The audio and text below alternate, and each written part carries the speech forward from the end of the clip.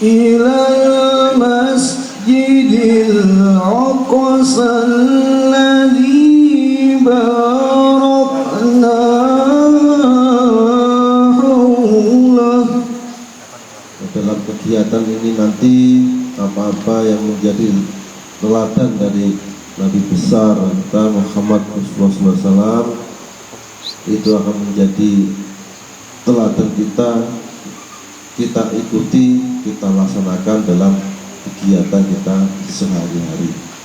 Puji dan syukur kita haturkan kehadirat Allah Subhanahu wa Ta'ala atas segala karunia, rahmat, taufik dan hidayahnya kepada kita, yaitu memperingati, mengingat kembali sejarah yang pernah terjadi kepada baginda kita Rasulullah SAW, yaitu perjalanan yang agung Isra dan Mi'raj Nabi SAW untuk berjumpa dengan Allah Subhanahu wa Ta'ala. Mudah-mudahan dengan kita berkumpul memperingati Isra Mi'raj ini dibukakan hati kita oleh Allah Subhanahu wa Ta'ala. 434 diperingati Isra dan Mi'raj. Memperingati Isra Mi'raj yang penting itu adalah kayak apa kita mengambil intisari pelajaran-pelajaran yang diberikan oleh Allah Subhanahu wa Ta'ala melalui baginda kita Rasulullah SAW, khususnya dalam peristiwa Isra Mi'raj ini.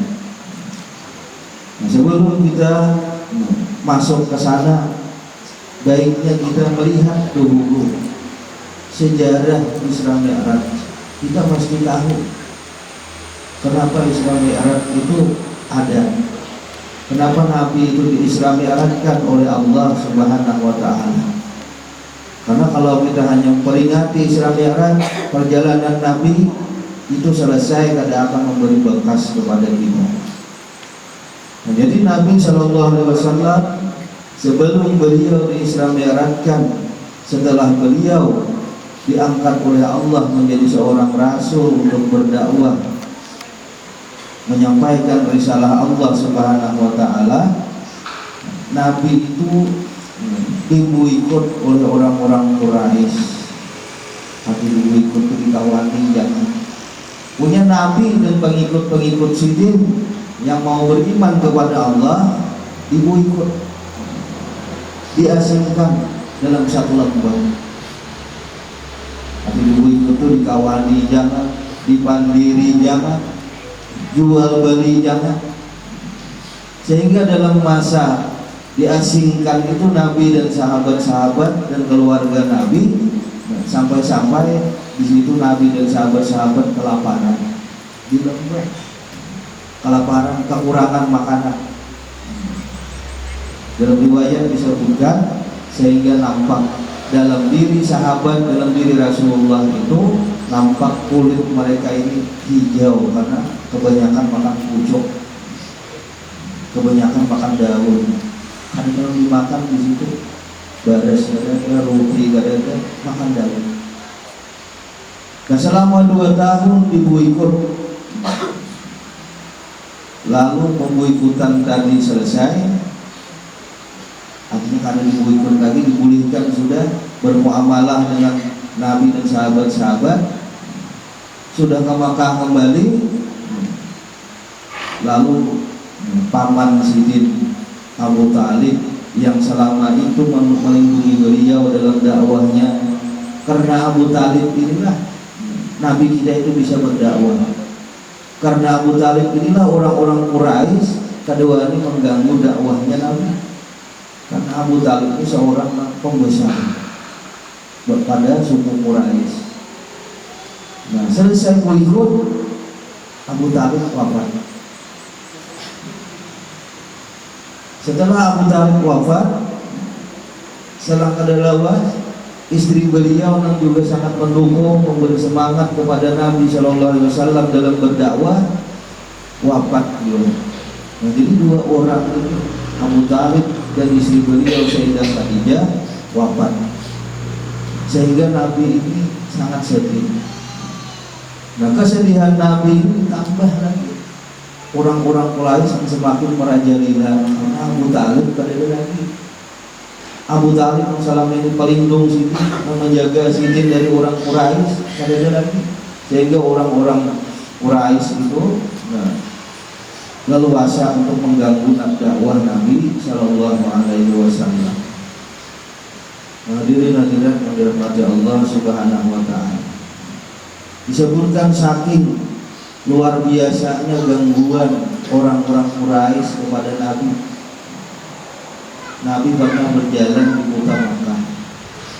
Berjalan di kota Makkah, lalu ada seorang pemuda Quraisy yang sangat benci dengan Nabi kita, melimpari Nabi kita dengan kotoran macam-macam, kotoran binatang, kotoran manusia, ditampakkan lawan Nabi, sehingga awak Nabi ini hibak dengan kotoran-kotoran.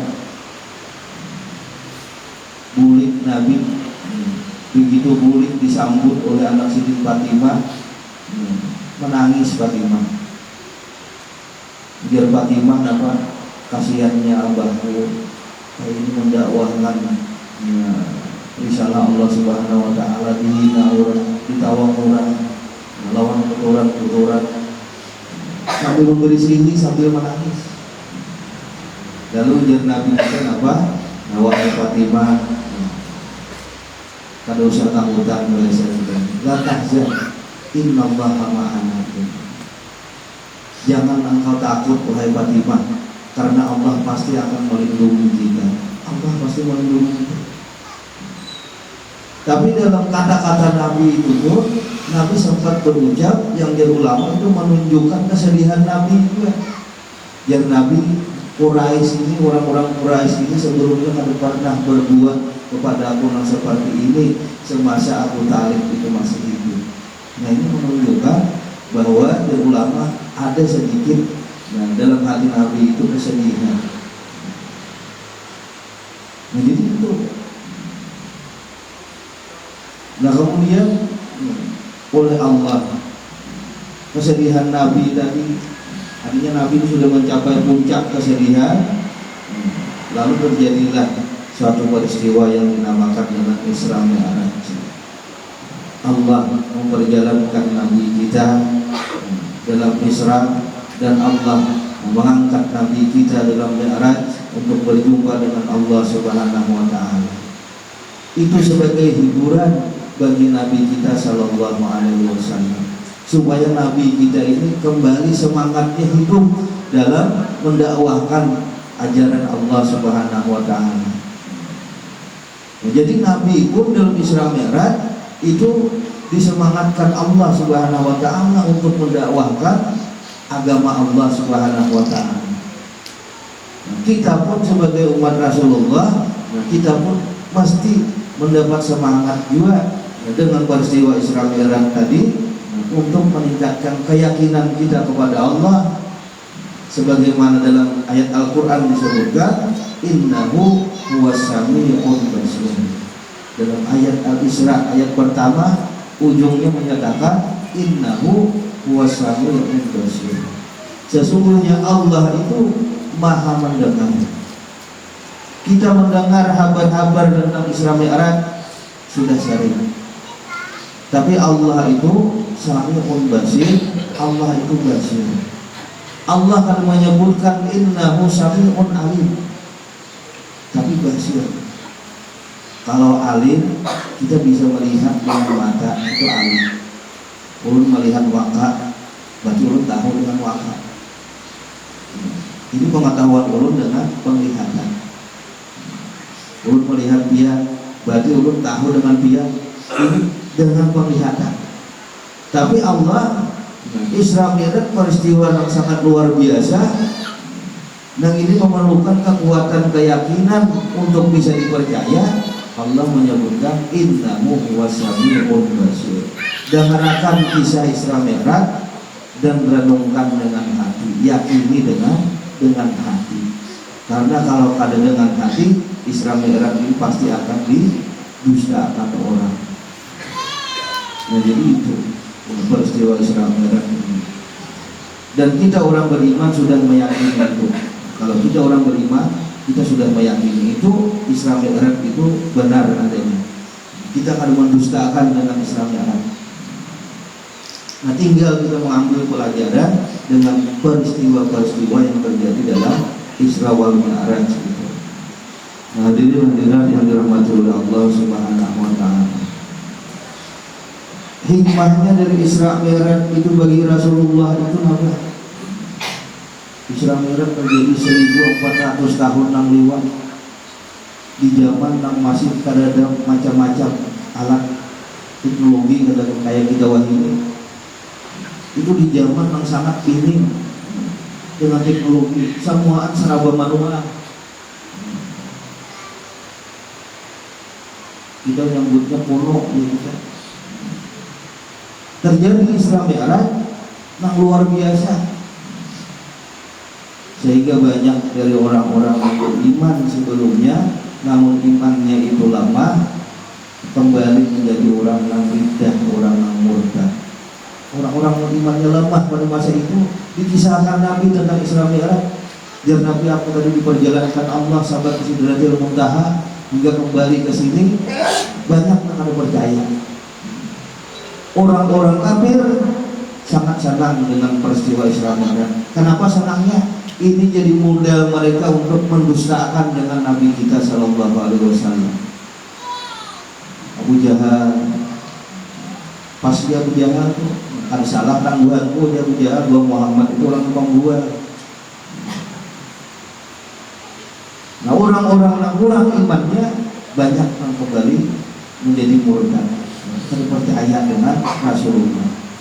Nah, tapi di situ hikmahnya, nah Allah akan menampakkan kepada Nabi mana orang-orang yang bujur-bujur percaya dengan Rasulullah Sallallahu Alaihi Wasallam, mana orang yang percaya, mana orang yang bujur yakin dengan Rasulullah, yang selama ini melihat akhlak Rasulullah lalu beriman,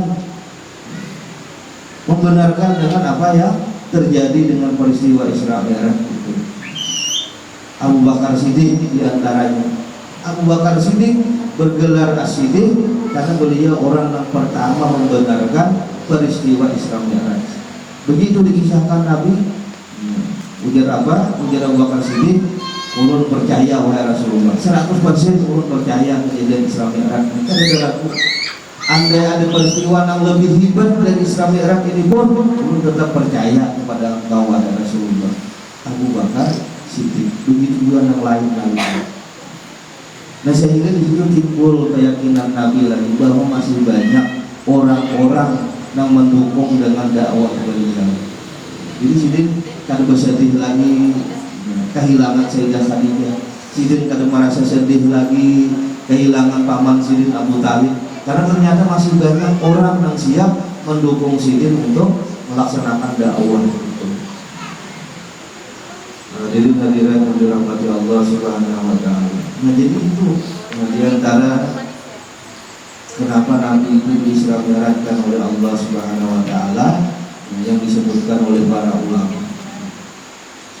Nah, dalam peristiwa Isra Mi'raj, Nabi sallallahu alaihi wasallam dalam satu hadis beliau menyebutkan, ujar Nabi untuk pelajaran bagi kita, ra'aitu qauman finnar. Kan Nabi Isra Mi'raj diperlihatkan Allah, linuriyahu min ayatina, kami perlihatkan tanda-tanda kebesaran kami ya Allah. Diperlihatkan surga, diperlihatkan neraka. Bahkan Nabi kita itu bertemu dengan arwah-arwah para nabi terdahulu, berjumpa dengan malaikat-malaikat, sampai ke Sidratil Muntaha, berjumpa dengan Allah Subhanahu wa taala. Itu semua ambil ulama hikmahnya adalah supaya Nabi ini kayaknya bila sudah kiamat ada takjub lagi melihat surga neraka. Nabi ada melihat lagi kayak apa dahsyatnya siksaan neraka. Ada takjub lagi. Kayak apa indahnya surga. Nabi ada takjub lagi karena sudah diperlihatkan oleh Allah Subhanahu wa taala. Sehingga pada hari kiamat di padang mahsyar, Nabi itu fokusnya hanya memikirkan kita umat Rasulullah Sallallahu Alaihi Wasallam. Nah, jadi biar Nabi dalam perjalanan Isra Mi'raj itu diperlihatkan oleh Allah Subhanahu Wa Taala kauman, satu kaum itu banyak orangnya. bisa ribuan. Satu kaum jar Nabi yukratu sifahuhum wa alsinatuhum, yang dipotong mulut-mulut mereka. Kalau bahasa kita waktu ini mulut-mulut nak imbir gitu. Ini keren loh. Mulut-mulut nak imbir itu kita dipotong di neraka. Lisan-lisannya dipotong di neraka. Bimakarida, dengan gunting-gunting min hadid, dari besi, minan nar, yang menyala-nyala. Dia guntingnya dari besi, tapi besinya menyala. Kalau kita melihat pandai itu melabur besi dilabur, habang, kepanasan, saking panasnya. Nah seperti itulah umpamaannya, guntingnya itu dari besi yang menyala-nyala, itu yang jadi gunting. Jadi ditarik untungnya digunting, ditarik untung lawan lidahnya langsung digunting, dikembalikan lagi oleh Allah digunting ulang. Itulah selalu berlaku dalam masa penyiksaan itu jar Nabi. Lalu jar Nabi kepada Jibril, wahai Jibril, man haula, orang itu siapa? Orang-orang yang digunting mulutnya, lidahnya digunting dengan gunting dari api neraka. Nabi Jibril, wahai Muhammad, hum min ummati, itu umat engkau. Itu umat engkau. Jadi bukan orang kafir, bukan orang Nasrani, bukan orang agama selain Islam. Itu umat engkau, orang yang beragama Islam. Lalu jar Nabi, ma'amaluhum, apa orang gawian mereka sehingga mereka disiksa seperti itu dosa. Nah, jar Nabi Jibril, itu umat engkau wahai Rasulullah, yang semasa di dunia ini mereka menjadi khutabaul fitnah. Mereka menjadi orang yang penceramah-penceramah yang suka menebarkan fitnah, penceramah-penceramah yang suka mengacau balaukan umat, penceramah-penceramah yang suka memecah belah umat. Itulah siksaannya di akhirat.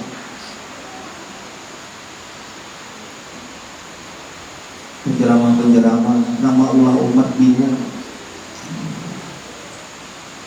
Misalnya di kampung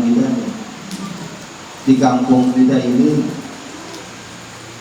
dicontohkan dalam syariat, misalnya kita tarawih 23 rakaat lawan itu aja. Lalu datang penceramah nih menyebutkan 23 rakaat itu tarawih salah, bujur 8.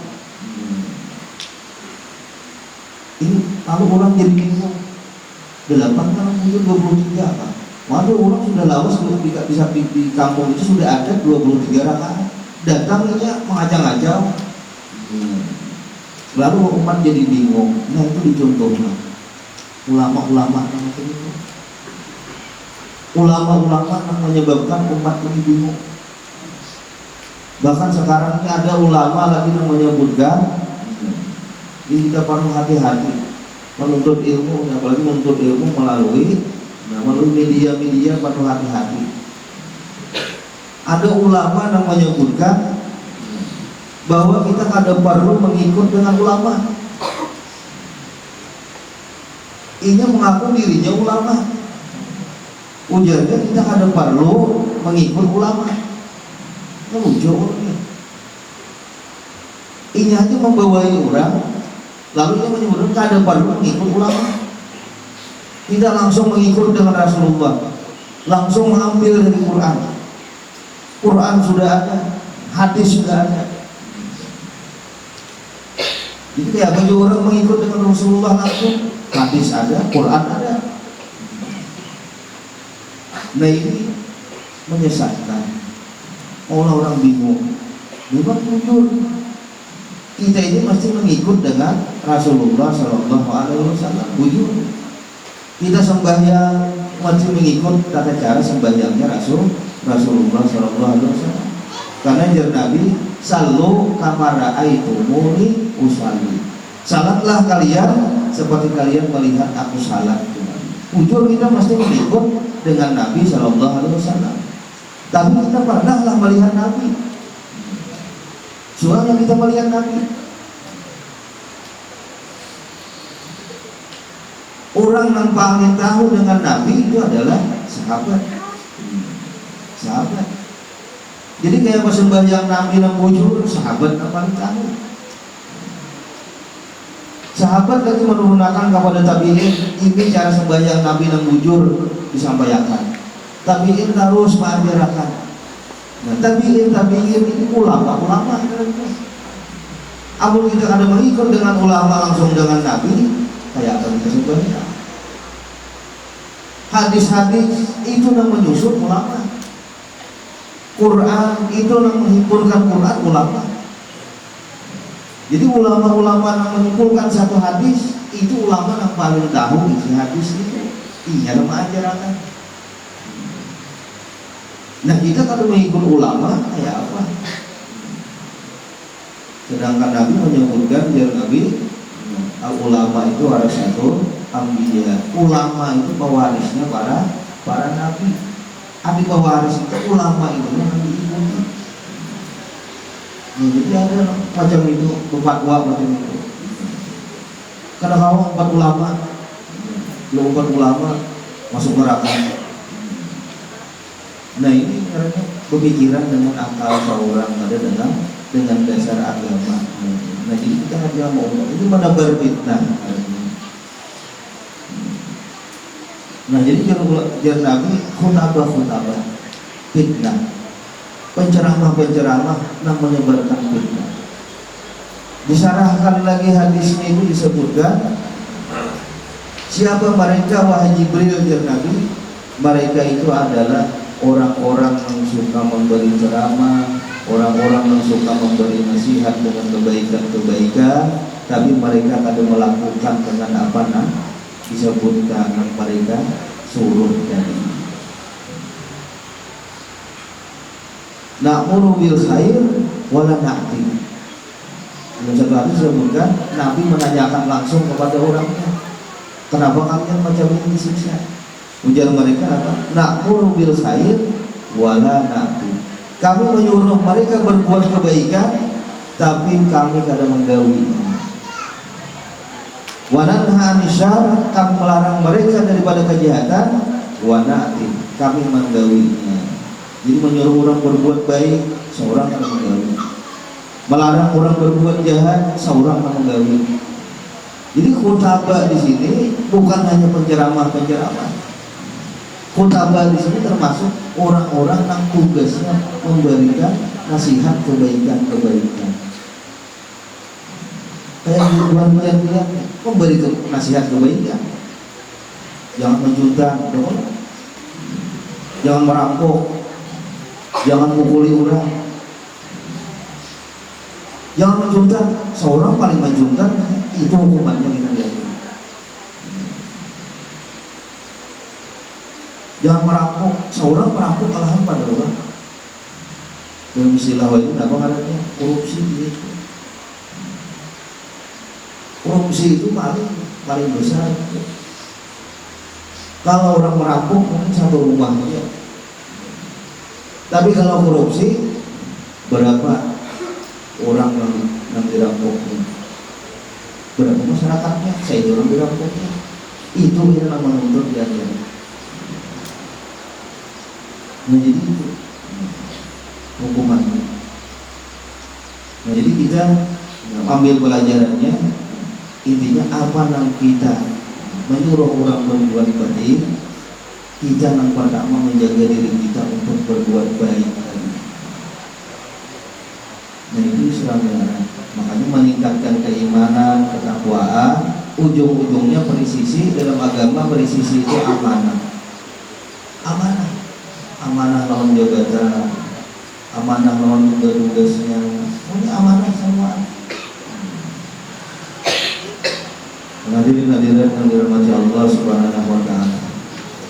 Nah, dalam peristiwa Isra Mi'raj itu pula Nabi kita diperlihatkan dalam neraka. Nabi melihat perempuan yang disiksa dalam neraka itu rambutnya digantung. Jadi rambutnya dikait, digantung dengan rambutnya, dibakar dalam api neraka. Lalu ujar Nabi, wahai Jibril, kenapa perempuan itu disiksa macam itu? Kenapa disiksa macam itu? Ujar Jibril, wahai Muhammad, itu umat engkau. Itu perempuan yang disiksa, yang rambutnya digantung, itu umat engkau. Lalu apa dosa mereka? Kesalahan mereka biar Jibril waktu di dunia, mereka ini orang-orang yang kadang mau menutup kepalanya dari orang-orang yang bukan mahram. Orang-orang yang kadang mau berkerudung diri itu. Bila ada berkerudung keluar dari rumah, kadang orang banyak, itu kena hukumannya. Itu hukumannya. Digantung di rambutnya, dibakar, dipukul. Jadi kita mesti menjaga anak kita yang perempuan, bini kita mesti kita jaga. Kalau anak keluar rumah, jangan membuka aurat. Itu kewajiban bagi seorang laki menangati itu. Jangan kita keluar berdua membuka aurat. Orang laki bisa lawan bunda, orang bini kan bakal lupa. Baik salawar kantan, besinggir orang bini, kendaraan berdua berangkat keliling pasar. Sama anaknya kita itu juga. Kan ada kita lihat tuh, ada kita sering kita lihat di pasar tuh. Lagi, apalagi wah ini keren salawar bunda. Mas salawar bunda mungkin larang-larang. Orang bisa juga selalu mudah. Apa aja nukar itu? Kalau biasa di rumah ini masalah. Ini ke pasar kelihatan bobot selalu mudah. Begini di belakang. Masyarakat berganding tangan mau berjalan di belian masyarakat. Padahal malaikat gerigitan melihat. Malaikat gerigitan. Nah itu perempuan dengan. Ada lagi perempuan itu yang Nabi SAW yang dihukum, orangnya itu digantung, perempuan itu dikait di payudaranya, disusul. Susu itu dikait, kayak orang mau jual mengait anak kan. Dikait, disusul, keduanya digantung. Lalu ujar Nabi, wahai Jibril, kenapa perempuan itu dihukum macam itu? Lalu ujar Nabi kita apa? Ujar Jibril, itu adalah perempuan yang mereka itu mau menyusui anak orang lain, kadang mau menyusui anak seorang. Artinya menyusui anak orang lain dapat upah, anak seorang kadang diurus. Maka itu anak orang dapat upah, berhemat diurus anak orang, dididik anak seorang kadang dididik. Nah itu hukumannya perempuan kadang mau menyusui anaknya, jadi menyusui anak orang hakun karena mencari upah dari yang dikait susu. Nah jadi dengan anak ini pun kita disuruh juga berbakti. Anak kita disuruh bakti. Kalau anak wajib bakti kepada orang tua, kita pun disuruh bakti kepada anak.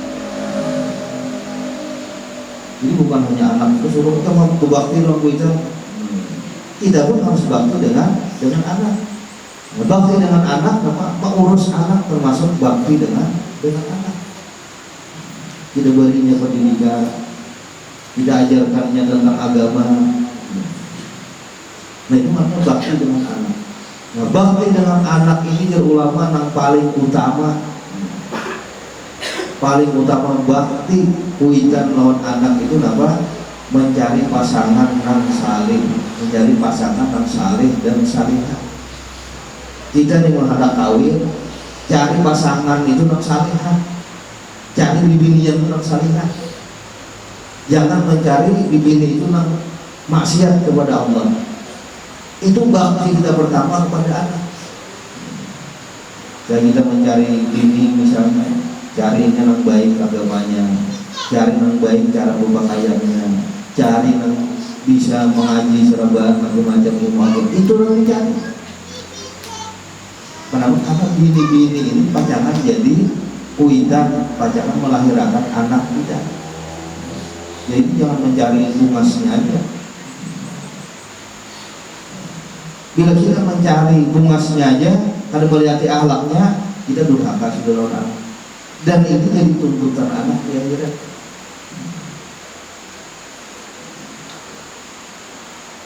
Jadi cari yang saleh. Bini-bini mencari laki, cari laki-laki yang saleh. Jangan mencari yang pangkat tinggi. Belum pangkat tinggi, habo. Orangnya kena karuan kelakuan.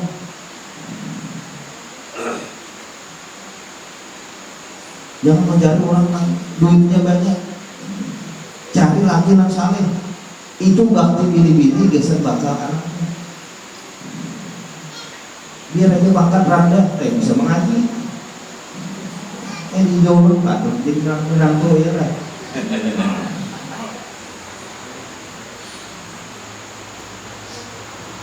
Nah itu yang pertama. Yang kedua, bakti kita cariakan anak kita itu punya sudah dewasa pasangan yang saleh, ya. Pasangan yang saleh salihah. Ya. Nah jadi kita itu kadang-kadang dipandang limit, padahal itu sangat penting untuk kelanjutan juriat kita. Bila kita salah memilih pasangan, juriat kita pun yang berbahaya juga. Dan itu jadi tuntutannya di akhirat. Jadi tuntutannya di akhirat. Nah, jadi banyak lagi Nabi melihat ada perempuan yang tangannya dibelenggu, betisnya dipasung sampai ke susunya, digantung. Biar Nabi, kenapa perempuan itu ya Rasulullah? Siksaannya macam itu. Ujar Nabi, itu perempuan yang purnal asir, mereka itu durhaka dengan suami-suaminya, kadang mensyukuri suami-suaminya. Laki gaji sedikit peramu, laki sedikit diberi jatah duit bulanan kurang sedikit aja, yang burung di kamar, burung di luar aja. Sudah sebulan kehidupan rumah tangga berapa? Misalnya 2,5 juta di rumah tangga, 500 saja bisa berukul lagi-lagi nih. Dia dapat gaji 3 juta, jual 2,5 juta di sendiri. 500 saja nggak ada lagi. 500 di kantong lagi di tangan, bisa berukul, bisa mengumpi. Lalu laki pusang laki mencari jalan-jalan, nah kada bujur. Nah ini perempuan yang durhaka dengan suaminya, kayaknya digantung tangannya. Nah jadi dalam Isra Mi'raj itu banyak dilihat oleh Nabi kita Sallallahu Alaihi Wasallam, peristiwa-peristiwa yang luar biasa. Isra Mi'raj untuk perjalanan Rasulullah yang luar biasa. Kita ini meyakini dengan keimanan kita, yang penting kita memikirkan dengan hati kita dari peristiwa Isra Mi'raj itu apa ingin disampaikan Allah Subhanahu wa Ta'ala kepada kita. Nah, jadi mudah-mudahan dengan kita berkumpul, fungsi dan tugas-tugas kita itu dimudahkan oleh Allah Subhanahu wa Ta'ala. Karena Nabi menyebutkan tuba liman khalaqul khair wa ja'altu bi aidi Allah Subhanahu wa Ta'ala, dengan diskusi orang yang aku ciptakan untuk kebaikan dan aku perlakukan dalam ini satu keberuntungan yang besar. Mudah-mudahan perkumpulan kita perkumpulan rahmat yang membawa hidayah kepada kita bersama. Bismillahirrahmanirrahim. ويا أولادنا وأزواجنا وأسرنا ومعلمينا ومشايخنا ومشايخنا وإخواننا وأخواتنا وقرابتنا ولمن أحبنا في الدنيا من أحسن إلينا ومن أحسن في الدعاء ولمن آتينا وسلامنا وأحسننا وأجرنا ومن جميع المسلمين والمسلمات